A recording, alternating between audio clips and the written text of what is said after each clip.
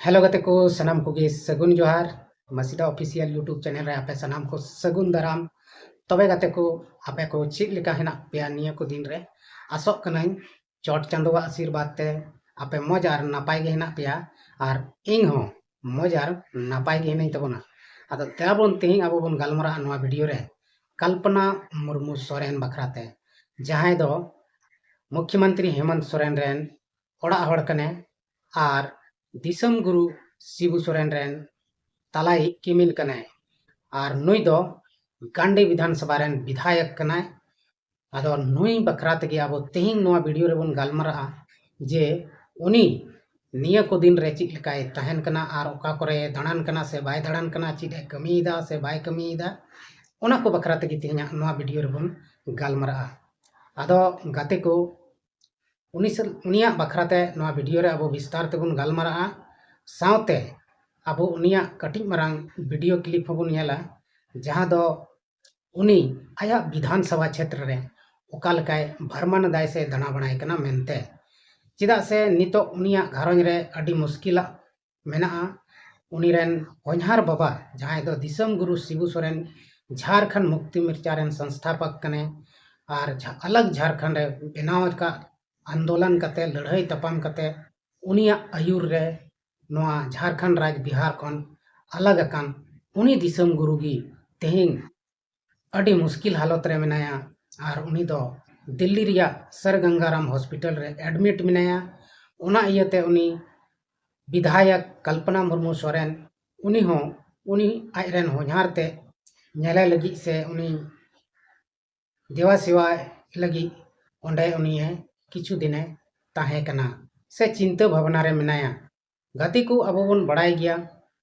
मिटेन घारों रे जुदी जहां हड़गे रुआ खान दो उना घारों रे जतो हड़ अडी टेंशन रको ताहेना सेम उनका गी जहां तीन मुख्यमंत्री कने उनिया घारों रे जहां तीन विधायक कने को मेनखान मानवा जतिया हड़मो अंतरजीवी सनाम दो समान गे ताबुना आदो उना इयते उनकुआ घारों रे नितो अडी दुख कष्ट रे मेना कुआ और गुरुजी नितो रुआ कनाय आदो एनहो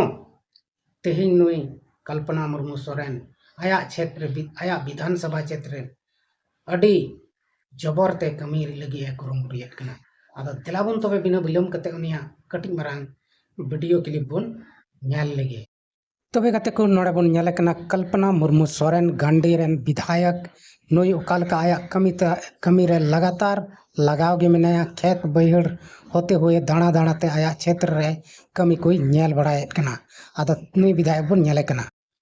तबे गते को अब कल्पना मुर्मू सोरेन नवा वीडियो क्लिप बुन ᱧᱮल केदा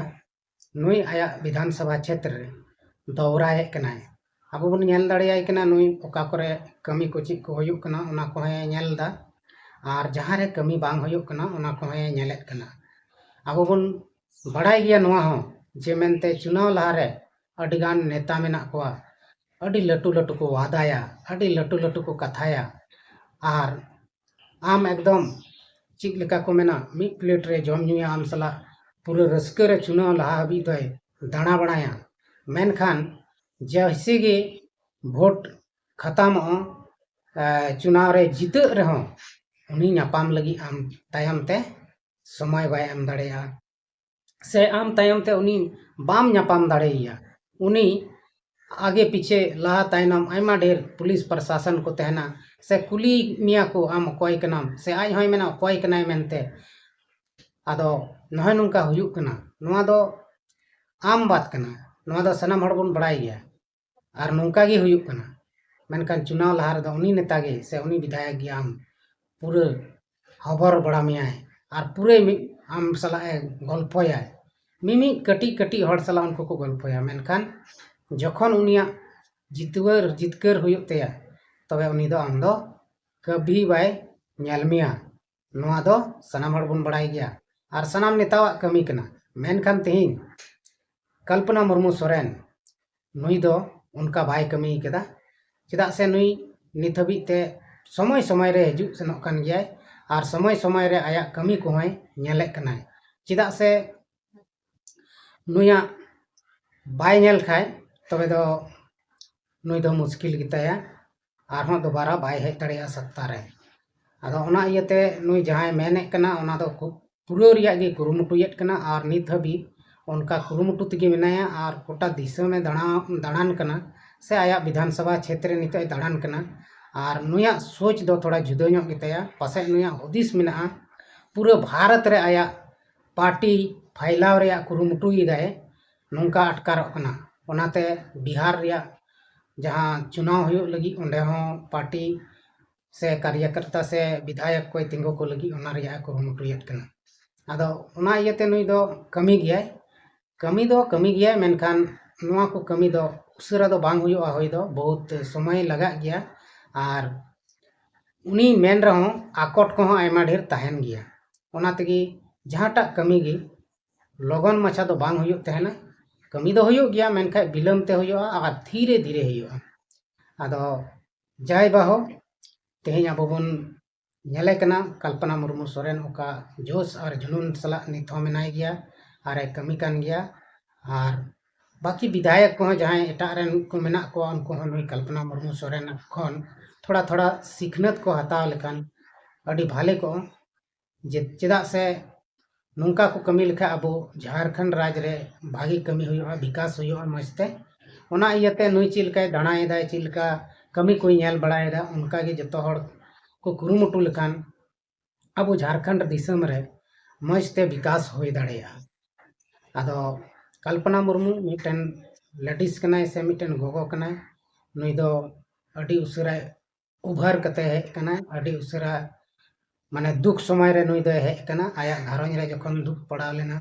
हेमंत सोरेन जखन जेले चलाव लेना उन वक्ते रे नुई दो उडुक कते हेज कना आदो ओना इयते उनी दो पूरी कुरुमुटु रे मेनाया नित हो मेनाया जोश और जुनून के साथ जे मेनते इंग्रेन पब्लिक दो बन मन दुख चुकवा और जहां तक इन से खन कमी होई दाड़ेया इन दो कुरुमुटुया और उनको ची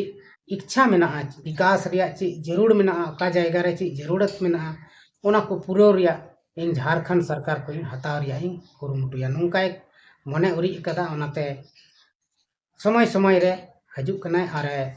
आया क्षेत्र भरमाने कान गया से घुमक कान गया से नेले कान गया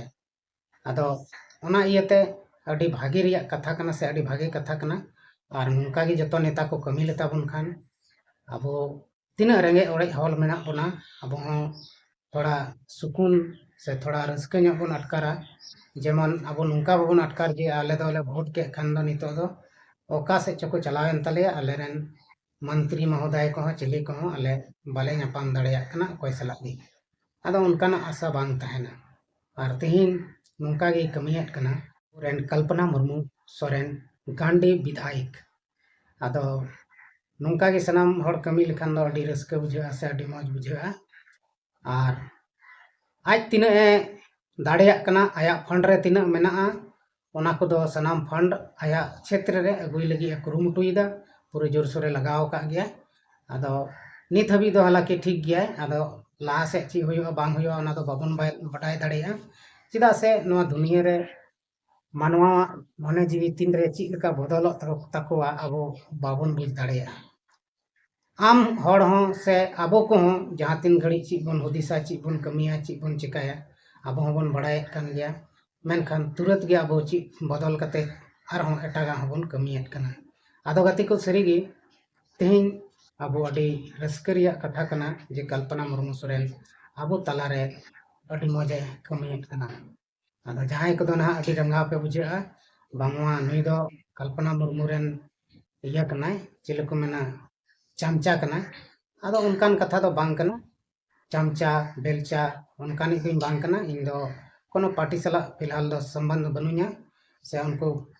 पार्टी रे दो बनुया और नोंका दो फैन दो कान गिया फैन दो हेमंत सोरेन कल्पना सोरेन नुको कोरेन फैन कान गिया जान दिक्कत दो बनुआ आदो उनको जेलका कमी कना ako को कमिया निंकन हड़ दो social media worker social media दो आयमा लेकाना कथा रोड़ दाड़िया तेहिं नुई ऊपर रे मौज लैदा बड़ी कमी लेखा उन ऊपर उनरे नुई ऊपर तेगे बड़ी मेन दाड़िया आदो ठीक गया तेहिं अब विस्तार तबन गालमारावना कल्पना मुर्मू सोरेन बखरा अदो दिलाबन तबे तेहना वीडियो दो नोडे गेबन मुचाद कना मा तबे सनाम कोगे ᱤᱧ ᱥᱮᱱ ᱠᱷᱚᱱ ᱢᱩᱪᱟᱹᱫ ᱡᱚᱦᱟᱨ।